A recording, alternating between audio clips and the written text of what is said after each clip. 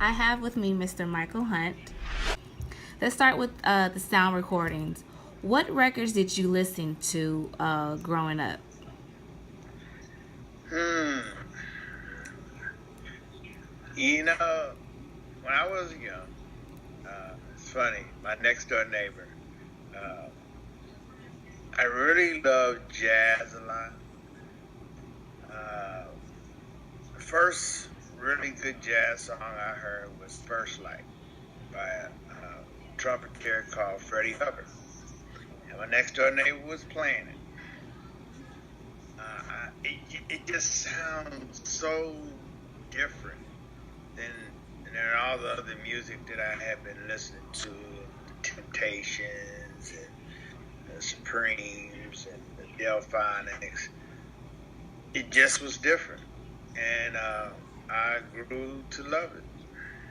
Like in the early '60s, 63, 64. I was in the third, fourth grade. Mm-hmm.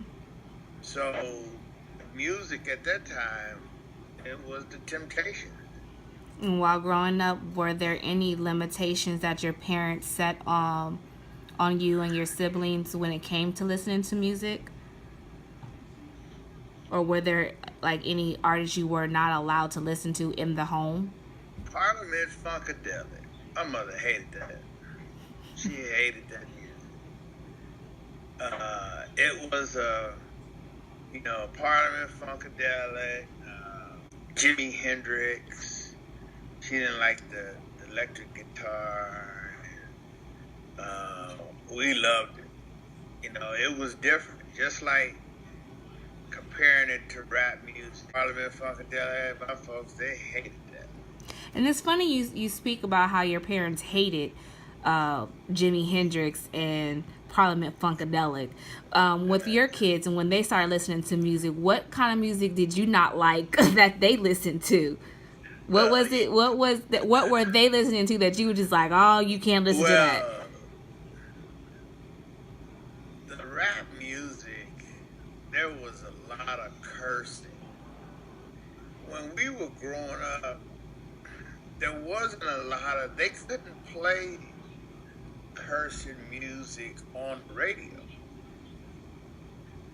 You couldn't play that. That was not allowed.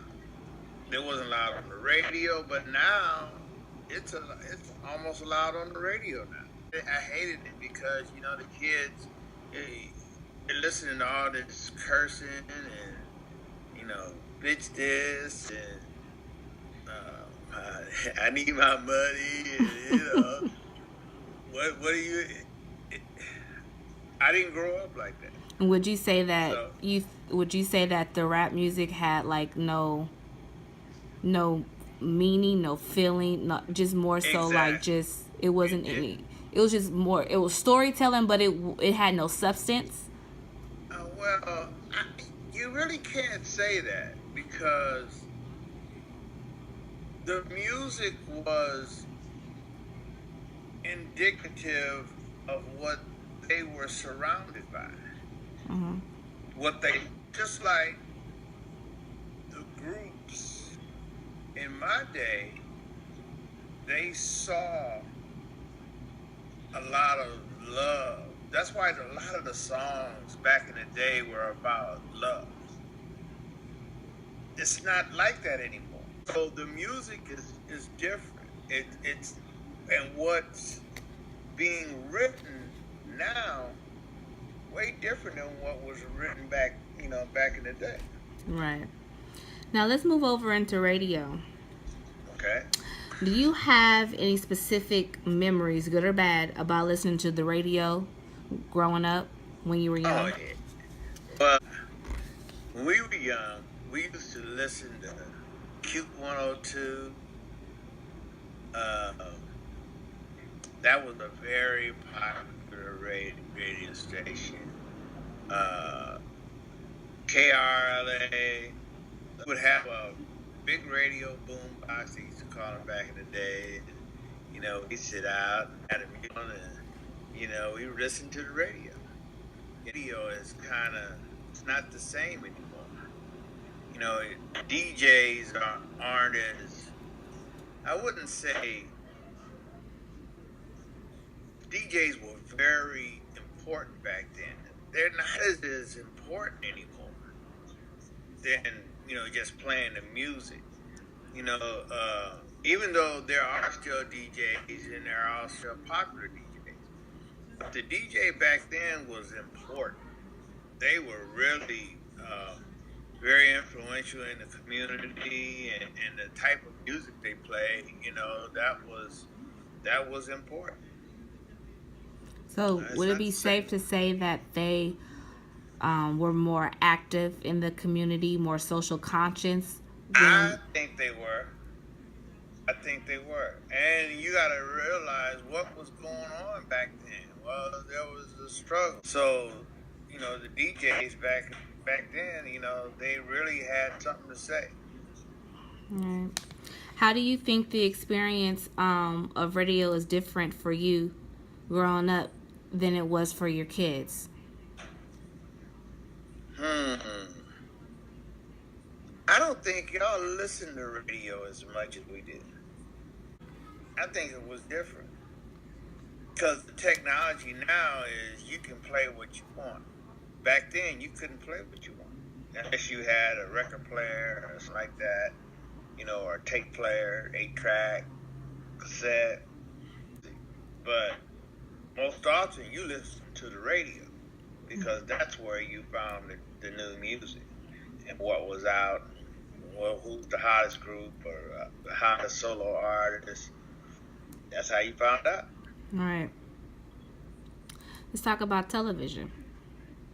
All right. What types of things were on TV during your childhood? Like what type of shows, sitcoms do you remember? Oh yeah. Leave It to Beaver. And keep this in mind. When I was growing up, there weren't many black television shows that we identified with. When I was real young, back in the early '60s, weren't that many. As a matter of fact, if there was any at all, you know, Engineer Bill, that's a kid show. Jack LaLanne had you know, the Little Rascals, which was a little comedy show about some crazy kids. You know, Dobie Gillis, you know, all those old I Love Lucy. Andy Griffith. But every show I just named was all white. Yeah. Wasn't too much black. Hey, you know, as I got older, you know, then some of the shows started coming out. You know, the Flip Wilson show, who was a comedian, black comedian, one of the early, you know, comedians on TV. You know, Red Fox, you know, Sanford and Son, you know, Bill Cosby, the Cosby Show. You know, all those black shows, but that they came on later. You know, there was an old show though that was a black show, Amos and Andy. That's a real old show.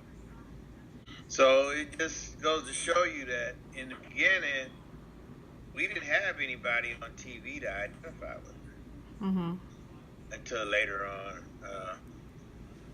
Later on in life, you know, when a lot of the black shows started coming out. Do you have any memories of your family viewing television together, like sitting down watching any particular shows together as a family unit? Soul Train. We used to all watch Soul Train together. Peanuts cartoons. Okay. Specials. Like Christmas specials? Yeah, we used to watch those together. You know, as a young kid, you know, we always liked watching Soul Train because, you know, that's how we found out about the new dance. What, how do you think television influenced your life as a child? it Do you think it influenced you at all?